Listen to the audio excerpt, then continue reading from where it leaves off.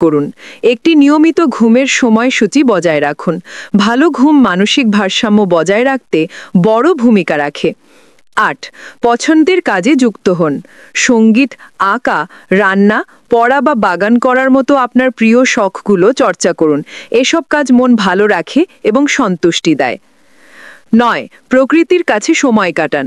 রোদ, বাতাস, গাছপালা এবং শান্ত পরিবেশ মনকে সতেজ করে ও মানসিক চাপ কমায়। ১০. প্রয়োজনে পেশাদার সাহায্য নিন। যদি বহু সপ্তাহ ধরে দুঃখবোধ চলতে থাকে, দৈনন্দিন জীবন ব্যাহত হয় অথবা আত্মহানির চিন্তা আসে, তাহলে অবশ্যই ডাক্তার, থেরাপিস্ট বা মানসিক স্বাস্থ্য বিশেষজ্ঞের সঙ্গে কথা বলুন। পেশাদার সাহায্য খুবই কার্যকরী হতে পারে।